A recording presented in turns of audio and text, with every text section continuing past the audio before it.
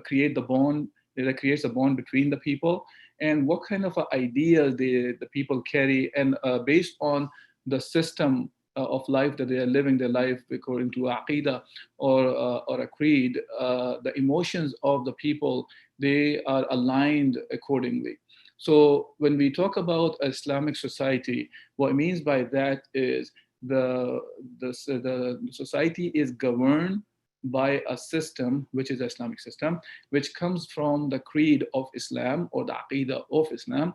And the people who are running the affairs of the people, they are Muslim, because they are the Muslim people who are running the affairs according to Islam. And it doesn't mean that all the people have to be Muslim for a society to be a Muslim. Rather, it is the creed, it is the system that's coming out of it. And yes, there have to be people who are running the affairs of the people are Muslims as well.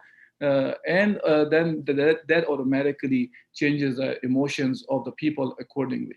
Now, when Rasulullah sallallahu alaihi wasallam, he reached Medina from Quba after the migration. It was, according to some of the reports, it was the 12th of the Rabi al-Awwal.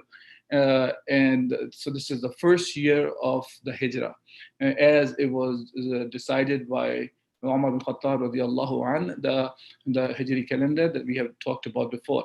But as we can see, the Rabi al-Awwal is not the first month of the Islamic calendar, but the Hijrah completed in Rabi al-Awwal. So we consider that is the beginning of the Islamic calendar. So the Muharram of the very same year will be part of the Hijri, from the Hijri calendar perspective. It's part of the first Hijrah, first year of the Hijrah. Now, having said that, when Rasulullah sallallahu alaihi wasallam he came to Medina, he stayed at the house of Abu Ayyub al-Ansari, as we talked last week, and he was from Banu Najjar, the family of the grandmother of Rasulullah sallallahu alaihi wasallam's father Abdullah, or the mother of Abdul Muttalib. So when Rasulullah sallallahu alaihi wasallam was staying there, and where the camel was stopped, Rasulullah sallallahu alaihi wasallam ordered that the Masjid Nabawi to be built at that spot. Now that land belonged to two of the orphans, and the land was bought. And then after the land was bought, the area was cleaned up. There were some graves of the mushrikeen over there. They were dug up and they were buried some other place. And then the masjid was built. And when the masjid was built, Rasulullah sallallahu alaihi wasallam himself was helping the Sahaba as well. And he used to say, Allahumma la aisha illa aishul akhirah faghfir lil ansar wal muhajira. That Rasulullah sallallahu alaihi wasallam was saying that, oh Allah, there is no aish, there is no how do you translate that? There's no life except the life of the akhirah, meaning talking about the real life is the life of the akhirah. And Rasulullah was asking for the maghfirah, or the asking for the forgiveness for Ansar and the Muhajirin. And he was along with the Sahaba. He was also helping in building of the masjid. And then Rasulullah sallallahu alaihi wasallam, once the masjid was built, there was the hujra was built for Rasulullah sallallahu alaihi wasallam, a room for him also right next to the masjid, as well as on the north side of the masjid there was an area that was built for the people who were from the poor among the Ansar and Muhajirin, the one who were staying over there. And they used to be very close to Rasulullah sallallahu alaihi wasallam, because they were always there to learn from Rasulullah sallallahu alaihi wasallam as well. And since when the masjid was built at that time, the qibla for the Muslimin was still Al-Quds, Masjid Al-Aqsa, and so hence the direction of the qibla was towards the north. So the Muslims were praying in the direction of the north, and then the way to call the people towards the Muslim was adopted. There are various narrations regarding the subject of how it came to the conclusion of how to call the Muslims towards the Salah. In the beginning, they were, so some of the people, they suggested, why don't we ring the bell the way that the Christians do, or we can do some sort of the practice that's done by the Yahud also. Some they had like a horn or a trumpet they used to blow. Then later on, Umar al-Khattab radiallahu anh, he came and he suggested, because he saw a dream. Similarly, Abdullah bin Zayd also, he saw a dream. And one of the hadith also talks about Jibril as well taught Rasulullah sallallahu alaihi wasallam the kalimat of the adhan. Whichever it was, it is the part of the sunnah. Rasulullah sallallahu alaihi wasallam is the one who approved of the call for the adhan, and the adhan was made, and Rasulullah sallallahu alaihi wasallam asked Bilal, "Ya Bilal, qum fanadi bi salah," that get up Bilal and gave the call for the adhan. So now, when the masjid was built, masjid was not built merely for the salah. It's an important thing to understand in today's time as well. Unfortunately, we have started thinking of as if the masjid is a place only for the salah or calling the people towards the salah.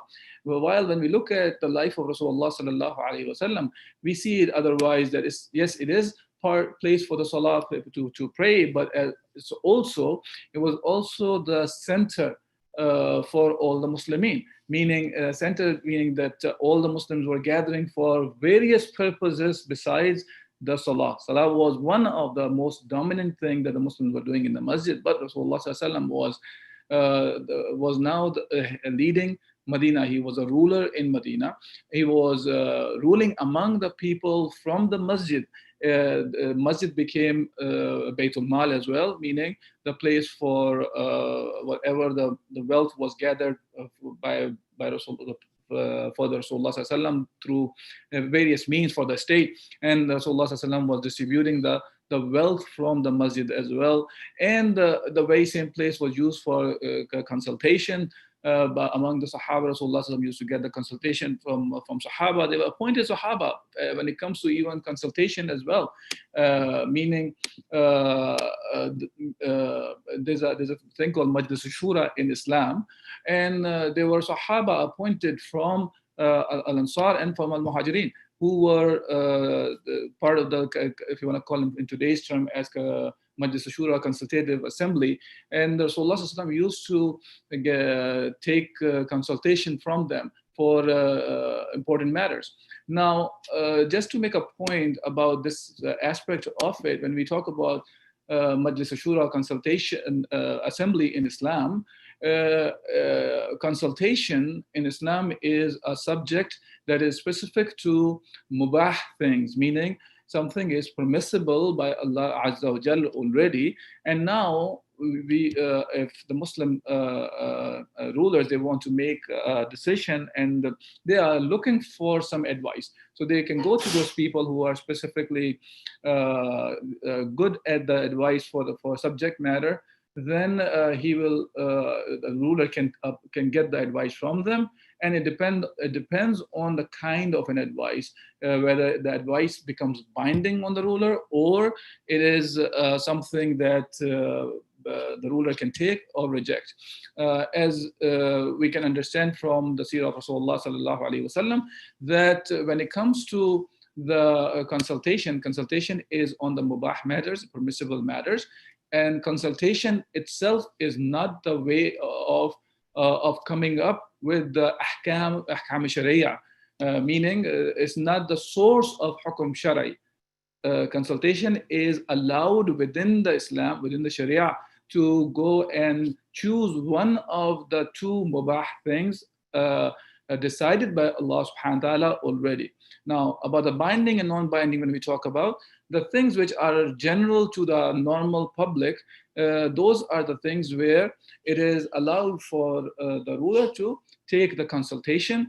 And now in that case, the consultation becomes binding. Like, for example, if there is a governor of an area and people are not happy with with the governor in that case, then the ruler has to remove that governor and bring a new one. Now, that's the aspect of which is binding. When it comes to non-binding, when the things are expertise in a subject are giving their consultation to the Amir al-Mu'mineen. In that case, obviously there are different sets of expertise, different group of expertise may give contradictory suggestions. So in those cases, Amir has the right to take one or other or none of those consultations, and he can continue along with what he deemed is good for the people. So that's part of, so the masjid was also used for consultations as well. This very same masjid was used for sending troops for jihad, for example. So that's the, if you want to look at the masjid, we should not forget that that's what the masjid is. Unfortunately today, because of the secularization among the Muslim lands also, and we are so far away from implementing Islam as a way of life, that we have come to the point that we are also looking at the masajid in the very same manner as the other adyan. They look at their places of worship. So it has become similar to as people have churches and temples and synagogues and so on. So we have a masjid. And this is an unfortunate thing for us to look at the masjid in a similar manner. Now, when it comes to the brotherhood, after Rasulullah built the masjid and it has a purpose, and the very same masjid was playing a pivotal role to unite the Muslims together and to create a brotherhood among them. As we have discussed before, when we talked about Al-Ansar and the Muhajirin, Al-Ansar themselves, they were Al-Aws and Khazraj, and they were fighting for decades. And when Rasulullah came, he was able to unite, and Allah Azza wa Jalla is the one actually who brought the hearts of those Ansar together. Now, besides Ansar, there were Muhajirin who came from Mecca, and it was a big number. And they came with, basically they left everything that they had in Mecca, and some of them were, even though they were very rich people among them, but they left everything and they came to Medina for the sake of Allah Azza wa Jalla. And Rasulullah sallallahu alaihi wasallam, he gathered about 90 men, half of them from Muhajirin and other half were from the Ansar, in the house of Anas bin Malik radiallahu anh. And he started talking about the brotherhood among the Muslims. And the way it ended up was that Rasulullah sallallahu alaihi wasallam was pairing up two brothers, for example, one from the Muhajirin and one from the Ansar, and the brother from the Ansar, he will take him and start helping him in a manner that whatever the brother had, he would give the half of his belongings to the brother who's a Muhajir from Medina. And it was to the point that even after if one of the two would die, then the other brother will inherit everything from him. And that brother was the brother in faith, actually. And this practice continued on until Allah Azza wa Jal revealed the ayah. And at the time of the Ghazwat al-Badr, Allah subhanahu wa ta'ala says, وَالَّذِينَ آمَنُوا مِن بَعْدُ وَهَاجَرُوا وَجَاهَدُوا مَعَكُمْ فَأُولَٰئِكَ مِنكُمْ وَأُولُو الْأَرْحَامِ بعضهم أولى ببعض في كتاب الله إن الله بكل شيء عليم. And Allah subhanahu wa ta'ala says, and those who believed after the initial immigration and immigrated and fought with you, they are of you. But those of blood relationship are more entitled to inheritance in the decree of Allah Azza wa Jal. See, so here, and Allah subhanahu wa ta'ala is all knowing of all things. So here, Allah subhanahu wa ta'ala, the action that was allowed in the past, that was taken away, and now that inheritance should be given to the people who are blood related to them. And then later on, when Surah An-Nisa was revealed, it was very specifically specified how the inheritance should be distributed among the people who are left behind the deceased person. And that's a fiqh discussion. If it comes up and there's a need, we can discuss some other time. Just want to bring that up, that this is how it was changed. When it comes to the brotherhood, when Imam Ibn Kathir, when he is giving the tafsir of this very same ayah, he mentions about the love that was among the Ansar and the Muhajirin. And he reported the hadith, which is mentioned by both Sahihain, Imam Bukhari, Imam Muslim, and the hadith is mutawatir actually, and it says, Al-maru ma' man ahabba, meaning a man is with the one he loves. We should not forget this idea of what it means about the loving your brother, your Muslim brother. And this hadith, when it was happening, one of the guy, actually another guy, he came and he asked Rasulullah sallallahu alaihi wasallam that he said that he doesn't have too much of a good deeds, but he loves he loves Allah's messenger. And Rasulullah sallallahu alaihi wasallam told him that a man is with the one he loves. So that was a very happy occasion for the Muslims, that they understood this, that even though that a person may not have done too many good deeds, but just by loving the person, meaning in this case was Rasulullah sallallahu alaihi wasallam, and later on Sahaba said they love Umar, they love Abu Bakr, so they will be with them. And what it means by that love is that you do everything to please your brother in this case. In this case, we're talking about Rasulullah sallallahu alaihi wasallam. So if you love Rasulullah sallallahu alaihi wasallam, then you follow Rasulullah sallallahu alaihi wasallam's ways. It's not just to a lip service to say that I love Allah and His Messenger, but we go and disobey Allah and His Messenger. Similarly, there's another hadith where Rasulullah sallallahu alaihi wasallam mentions that hushira ma'ahum, meaning that you will be raised with them, you will be gathered with them, the one that you love.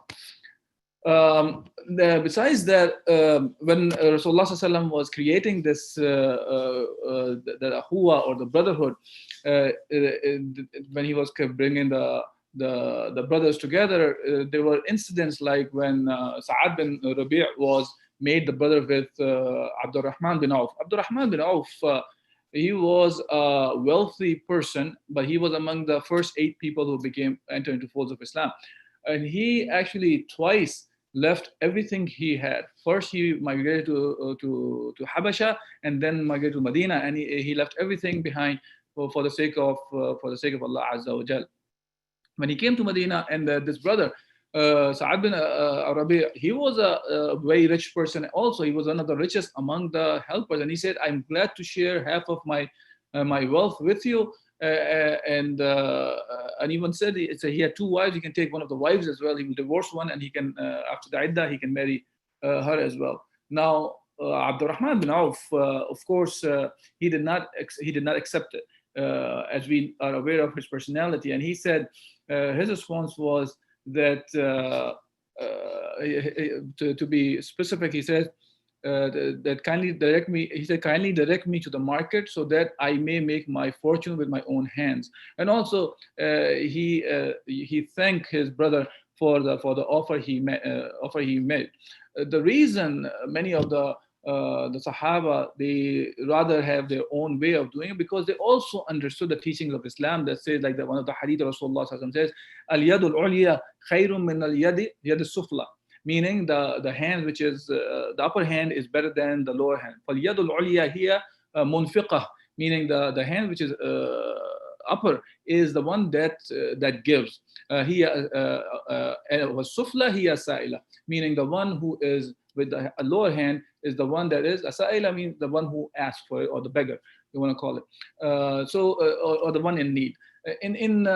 In this case, even though the hadith is there, we understand this, and this is the ahuwa that Rasulullah was building, but some of them, they rather made their own earning, and they took the if you want to consider that from the perspective of it's a azima, that you are taking the better choice, which is you're going with making your own living, not even taking this kind of a help.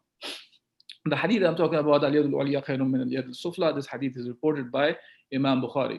Now, when it comes to Abdurrahman bin Auf, interestingly, that one of the hadith mentions about him that after he was migrated and he went to the market and started making his living, after a few days, not too many days passed, and Rasulullah sallallahu alaihi wasallam smelled a perfume from him, and which is normally the women wear. So he asked him, what is the matter with this? Meaning, he was asking, why the smell is there?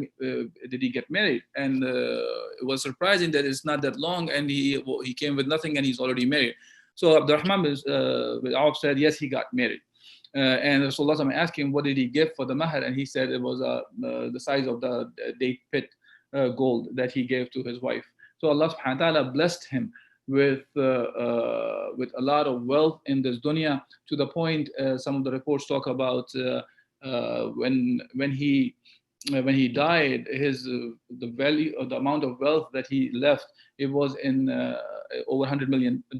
Not sure how it was accurately how it was calculated, but it was a very huge chunk of wealth that Abdurrahman bin Auf said left after he passed away.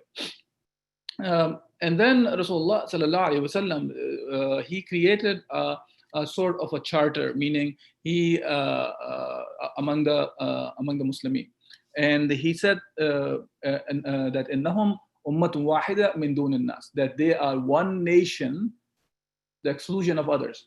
So Rasulullah sallallahu alaihi wasallam made it very clear that when it comes to the Muslimin in the Medina, they are referred as one ummah, and they are other than the rest of the people.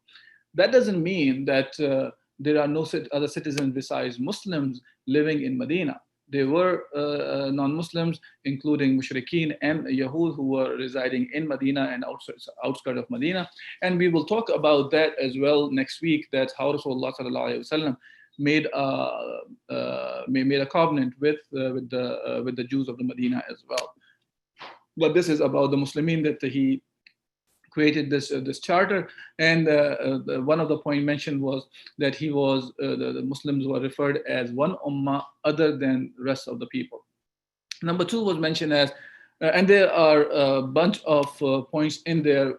Inshallah, I'll go over the major points. The immigrants of the Quraysh unite together and shall pay blood money among themselves, and shall ransom honorably their representatives. Every tribe of the helper Ansar unite together as they were at first, and every section among them will pay a ransom for acquitting its relative prisoners. So this is talking about how the blood money should be taken care of if somebody has committed a crime in which the blood money can be given, whether it was a crime or whether it was mistakenly somebody has killed somebody, then how the blood money has to be collected.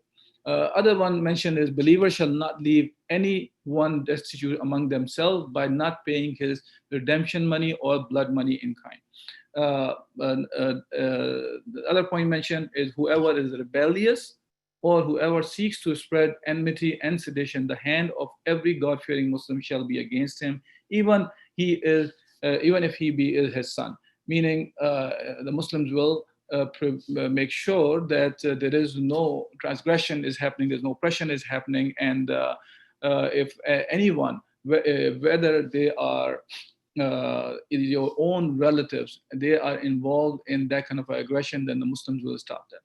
Then that says, وَلَا يَقْتُلُ الْمُؤْمِنُ مُؤْمِنًا فِي كَافِرٍ, that a mu'min will not, a believer shall not kill another believer for a kafir, to support a kafir. And another article says, وَلَا يَنْصُرُ كَافِرٍ عَلَى مُؤْمِنٍ, and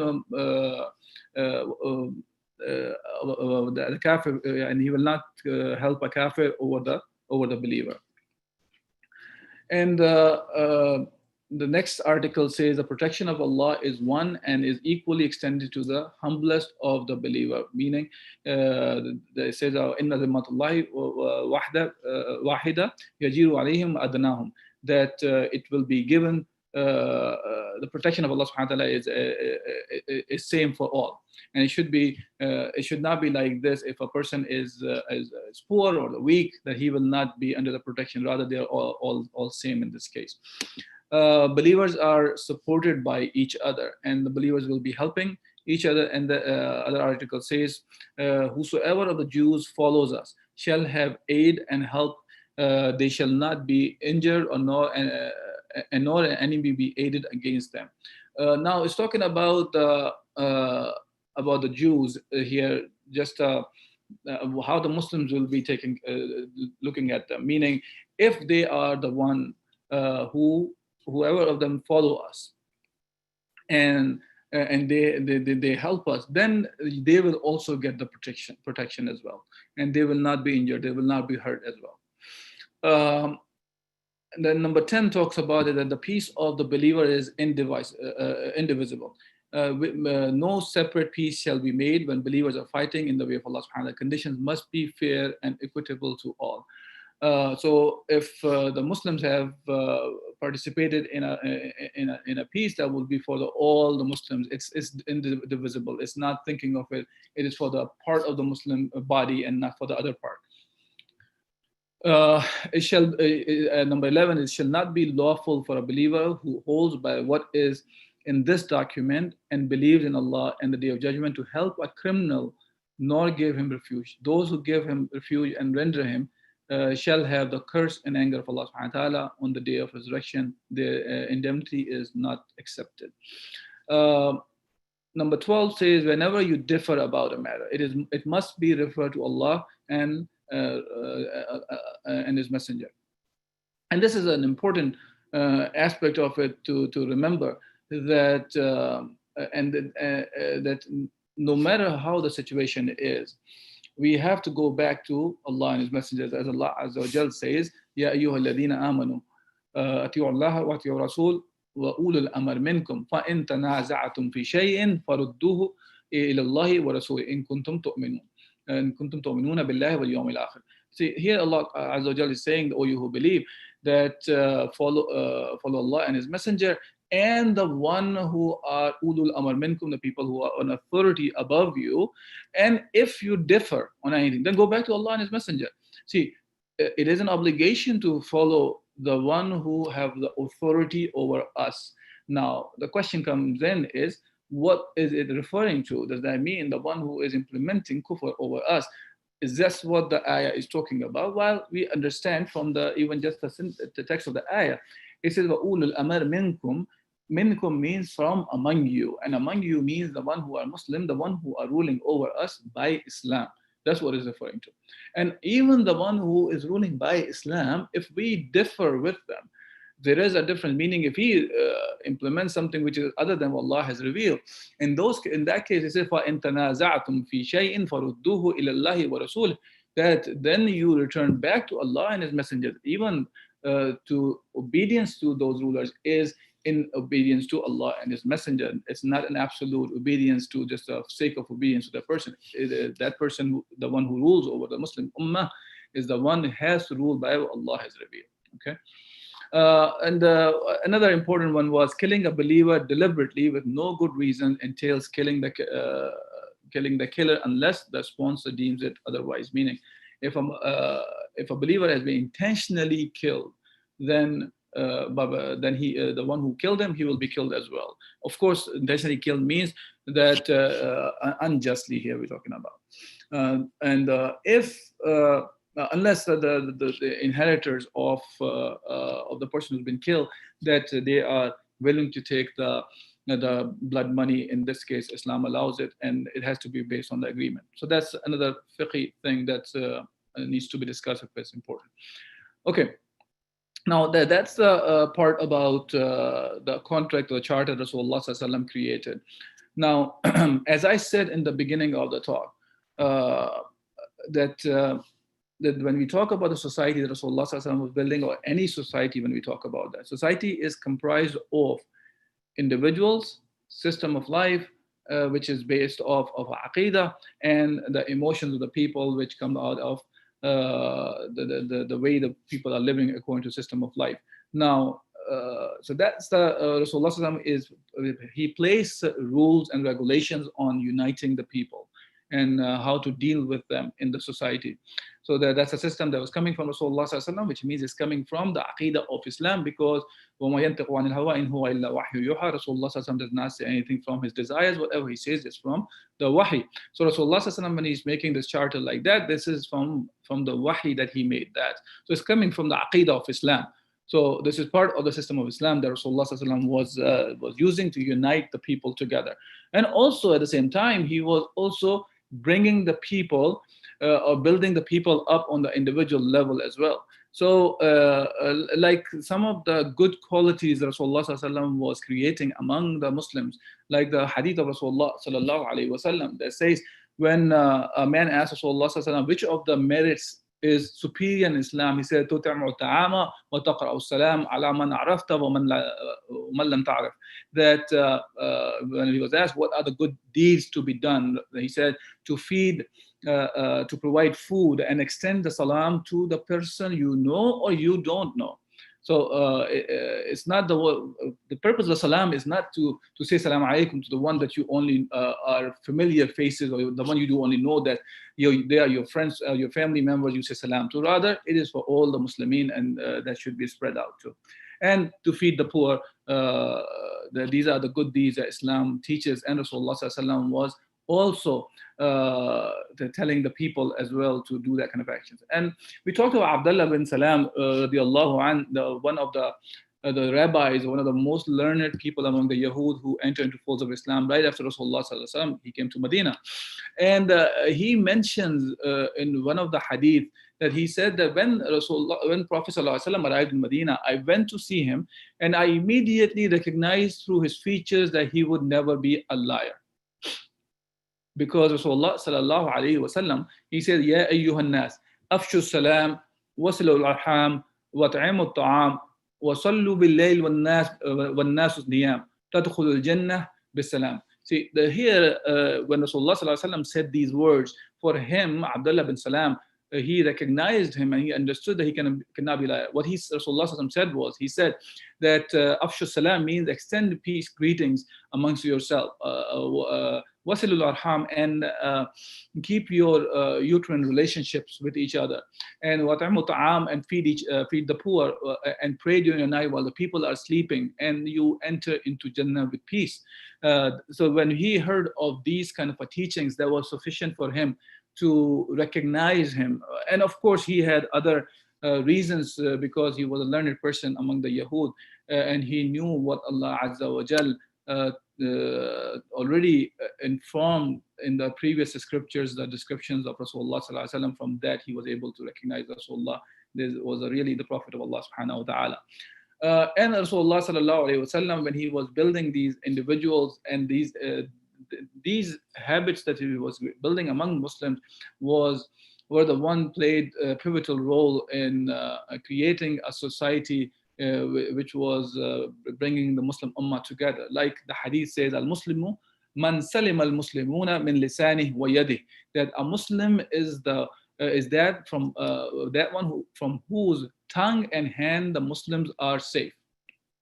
Okay. So the similar hadith like this, Rasulullah sallallahu alaihi wasallam has mentioned that like, al-Muslim wa huwa al-Muslim, wala yazlim wala yahqiru. That Rasulullah said that a Muslim is a brother of a Muslim. He does not oppress. He does not yahqiru he does not disgrace. Does not look down at him. Another place says that he does not disown his brother and give it to, or betray him, to give it to the enemy. So these are the basic features or characteristics of a Muslim that should be there, and Rasulullah sallallahu alaihi wasallam is spreading these kind of teachings among the Muslims to create this society. Another place Rasulullah sallallahu alaihi wasallam said, "La yu'minu ahadukum hatta yuhibba li akhi aw qala li jarihi ma yuhibbu li nafsi." The hadith which is reported by Sahih Muslim, it says that Rasulullah said, a believer cannot be a true believer among you unless he loves for his brother what he loves for at one. It says either with what he loves for his neighbor, or for ma yuhibbu li nafsi, or for himself. So whatever he loves for himself, he should love for his brother and or his neighbor as well. Another hadith says, لا يدخل الجنة من لا يأمن جاره بوائقه, that he will not enter paradise, he whose neighbor is not secure from his wrong conducts. Islam also plays an important place an important emphasis on the relationship with your neighbors. And when it comes to neighbors, whether Muslim or non-Muslim, they should be taken care of, and they should not be the one who are who don't feel secure from you. As the hadith says, he will not enter paradise whose neighbor is not secure from his wrongful conducts. And there was so much importance was placed for the neighbors to an extent. The Sahaba said that we thought of it as if the ayat will reveal, or the ahkam will reveal regarding that after you die, your neighbor will even inherit from you. Okay, and the Rasulullah sallallahu alaihi wasallam on the similar way about the brotherhood, when he said that al muslimuna kar rajuli wahid in ishtaka aynuhu ishtaka kullu wa in ishtaka ra'suhu ishtaka kullu, meaning the believer in their mutual love are like the human body, where when the eye is in agony, the entire body feels the pain. When the head aches, all the body will suffer. Meaning the brotherhood is like that. And we are aware of these hadith about how the brotherhood should be, how you are supposed to feel the pain. So what means by that is, in today's context, we have to think the very same way. When we hear how the Muslim Ummah is suffering, whether we are talking about we talk about in Yemen or Rohingya or China or Syria, and name the place, and it doesn't matter where we look around, we find that the Ummah is suffering. But the point is, do we feel the similar pain for that as the Hadith is talking about? And if not, then we have to really go back and think about it. That where is that brotherhood? Where is that love for our own brother? And like another hadith, Rasulullah says in this same context, that inna al-mu'min wal-mu'min kal-bunyan, that a faithful brother to a believer to a believer is like the bricks of a wall. يشد بعض بعضا, and one strengthens the other. وشبك أصابعه, and Rasulullah interlocked his fingers to show that how a brother should be helping the other brother. Now, while I am talking about these things, about whether how Rasulullah sallallahu alaihi wasallam brought the individual Muslims together, or he was creating a charter that was bringing the Muslim Ummah together and creating a brotherhood among them. The reason is that this was a newly built state for the Muslims, where Muslims were ruled by Islam. Now, in that case, when the Muslims have a new safe haven where they are living under Islam, Rasulullah sallallahu alaihi wasallam, as a statesman, as a ruler, as a prophet, showing to the ummah that how you build a place where you have just started living according to Islam. And so he was taking care of the internal affairs of the Muslims first. It was not as if Rasulullah got to Medina and right away he did not think of anything else, and he was just going out, and he was going against the Meccans right away or whatsoever. If we find him, he was more of building the Medina, a place, a safe haven for the Muslims, where they get some strength, and then they took the message to the rest of the world.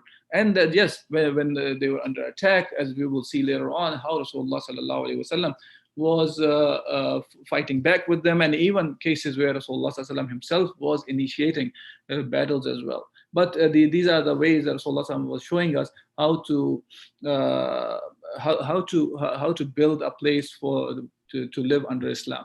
Now, one of the hadith, one of the saying of Ibn Mas'ud, actually, he once mentioned, because of looking at the Sahaba's life, he said, if you are willing to follow a good example, then he said, then you can have a recourse in the traditions of the deceased, because the living are likely to fall an easy victim to the oppression. So they might waver in faith. Follow the steps of Muhammad sallallahu alaihi wasallam's companions. They were the best in this nation, the most pious, the most learned, and most pretentious. Allah chose them to accompany the Rasulullah sallallahu alaihi wasallam and establish his religion. Therefore, it is imperative to get to know their grace, follow their righteous way, and adhere as much as you can to their manners and assimilate their biography. They were always on the straight guidance. See, unfortunately, the reason I have brought this up, the example of Ibn Mas'ud's saying, is important for us to learn from. That if we want to really go back and live according to Islam, and there are many who are proclaiming that they are themselves are establishing the deen of Allah Azza wa Jal nowadays. Even some of the Muslim rulers who are saying that, things like that. For example, in Pakistan, when we talk about Imran Khan, talks about he is implementing the Islam on the example of the Medina state. See, now we should compare this Medina state that Rasulullah sallallahu alaihi wasallam established. Is it what we are seeing in Pakistan today? Or similarly, whether Erdogan say is or not, people think of it as if Erdogan is establishing Islam, while Erdogan, from his own words, he says that he's a secularist.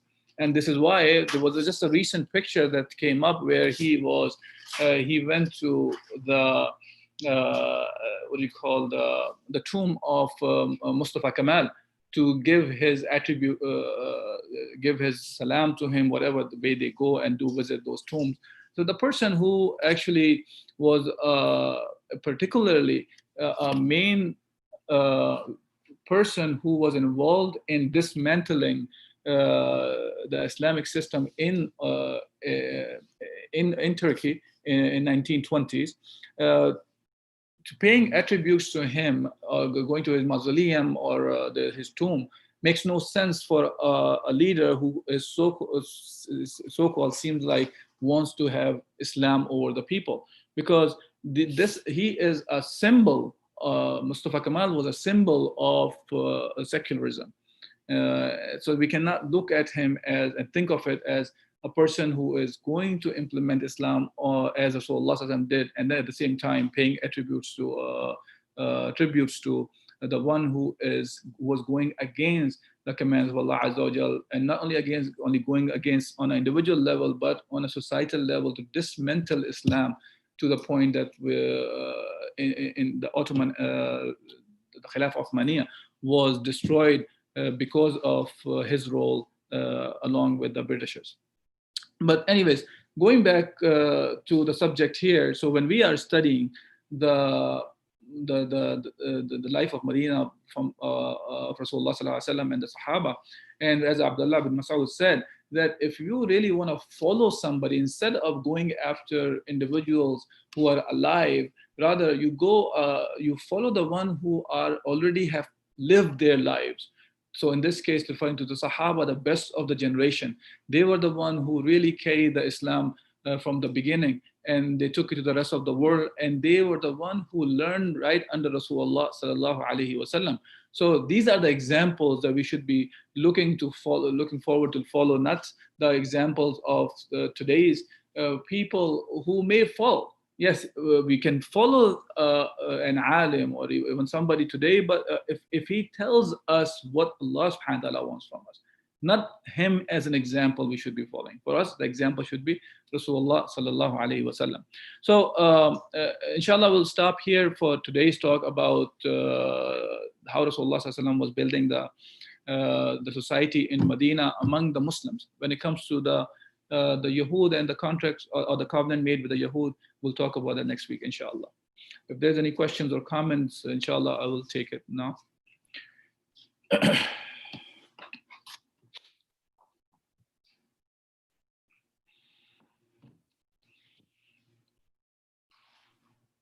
Assalamu alaikum, Asim bhai.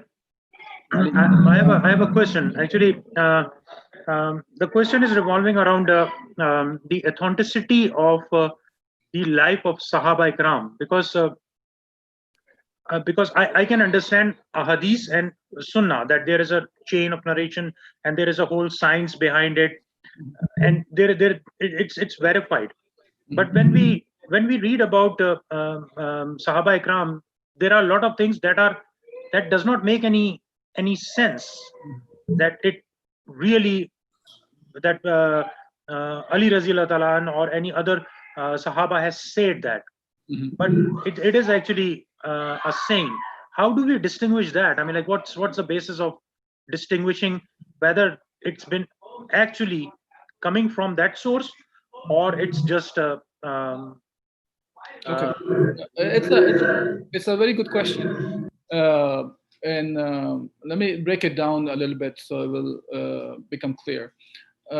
Number one thing is when it comes to okay, let me explain. So when it comes to Sahih Bukhari, for example, okay, the book which is one of the most authentic books of the Hadith in Islam. That book does not include only the ahadith of Rasulullah sallallahu alaihi wasallam. It has actually the sayings of Rasulullah, the ahadith of Rasulullah sallallahu alaihi wasallam, and those ahadith are referred as which is from the category perspective of the hadith. They are marfu'. Marfu' means it goes up to Rasulullah sallallahu alaihi wasallam. And that would be either actions or sayings or action was done in front of Rasulullah sallallahu alaihi wasallam and he stays silent. Those are the things considered as the marfu' hadith. While the same book of the Bukhari also contains the hadith which are mawquf. Mawquf means the hadith of the Sahaba now here, which are the sayings of the Sahaba themselves. So they were collected the similar manner as the hadith of Rasulullah sallallahu alaihi wasallam were collected as well. And the third category within Sahih Bukhari you'll find are the sayings of tabi'in even. The tabi'ins are the one who were the next generation after the Sahaba. And those hadith are called maqtu'. So it's not that their sayings were not compiled the similar manner as the sayings of Rasulullah sallallahu alaihi wasallam. Yes, we have to look for the very similar manner if it is coming from the authentic reports or not. That's one aspect to understand. When it just talking about looking at the evaluating a report, so the report should be evaluated in a similar manner, no matter we're talking about a Sahabi or Rasulullah sallallahu alaihi wasallam. Now, how to take is a different issue completely. The weight of a saying of a Sahabi compared to the weight of a saying of Rasulullah sallallahu alaihi wasallam. See, Rasulullah sallallahu alaihi wasallam was getting the wahi. Sahaba were not the one who were getting the wahi from Allah Azza wa Jal. So, saying of obviously of Rasulullah sallallahu alaihi wasallam, hadith of Rasulullah sallallahu alaihi wasallam. Let's use the word hadith because hadith is not only just the sayings.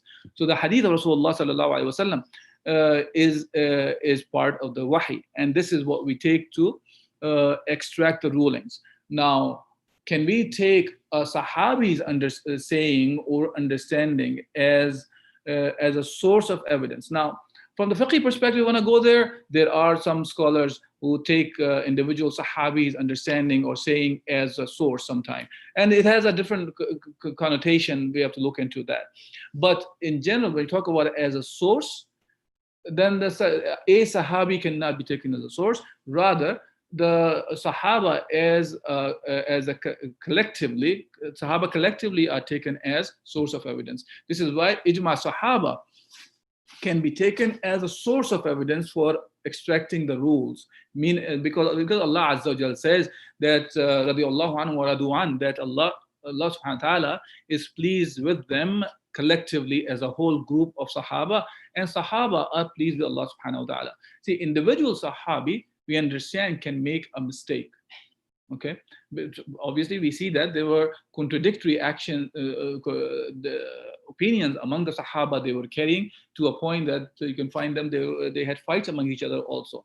So, but individual Sahabi's opinion would be looked at as if it's an opinion of a Sahabi. Now, opinion of a Sahabi would be looked at as no different than when you look at the opinion of a mujtahid, meaning a mujtahid is extracting the rule from the Quran and Sunnah. Similarly, opinion of Sahabi will be looked at as for the similar manner. Again, then you will take it back to whether it was really the opinion of the Sahabi we're looking at, or it's coming from a weak chain that will tell us whether it's from him or not. So all these things have to be looked into when we talk about. Now, the aspect that we talk about is that for us, the Sahaba's generation is the one to be followed. So when we even follow them, we should always remember the rule like this. when Allah subhanahu wa ta'ala says, Ya ayyuhalladhina amanu, ati'u Allah wa ati'u Rasul, wa ulul amr minkum, fa in tanaza'tum fi shay'in farudduhu ila Allah wa Rasul. That if you differ or if you have a different opinion, then go back to Allah and His Messenger. Even in those cases, they cannot be the one that will supersede the Quran and the Sunnah. So Sahaba's life can be looked at from that perspective. See, they are more of the practical life of the Quran and Sunnah you can see in their lives. Okay, so now there can be differences you might find among Sahaba. Then you have to make sure that it is within the boundaries of the Quran Sunnah what we're talking about. Does that make sense? Does that clarify? Okay. Yes, Jazakallah khair. Okay.